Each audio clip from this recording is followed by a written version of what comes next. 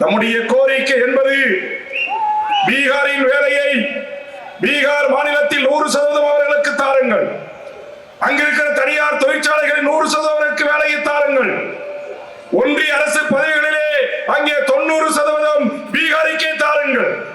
அது உத்தரப்பிரதேசமாக இருக்கலாம், மத்திய பிரதேசமாக இருக்கலாம், டெல்லியாக இருக்கலாம், அது குஜராத்தாக இருக்கலாம், பஞ்சாபாக இருக்கலாம். ஆனால் இன்றைய சூழல் அப்படி இல்லை. பீகாரில் இருந்து கொண்டு வரப்பட்டவனுக்கு தமிழ்நாட்டின் தனியார் துறைகளில் 90%, ஒன்றிய அரசு பதவிகளிலே 99%க்கு மேலாகவும் பணி அமர்த்தப்படுகின்ற ஒரு அரசியல் சூழ்ச்சி இங்கு பின்னப்பட்டிருக்கிறது. இதைத்தான் தமிழக வாழ்வுரிமை கட்சி எதிர்க்கிறது, கண்டிக்கிறது.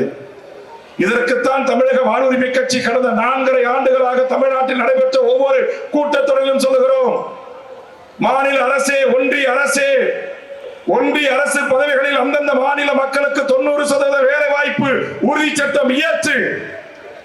மாநில அரசுகளை, அந்தந்த மாநில அரசு பதவிகளை அந்தந்த மாநில மக்களுக்கு இன்றைக்கு 100% இருப்பதை உறுதி செய்கின்ற சட்டம் இயற்று என்று நாம் சொல்லுகிறோம். ஒன்றிய அரசே, மாநில அரசே, நீங்கள் விழித்துக் கொள்ளுங்கள். நாளை இந்த தேசம் ஒற்றுமையாக இருக்க வேண்டும் என்கிற ஆதங்கத்தில் பேசுகிறேன்.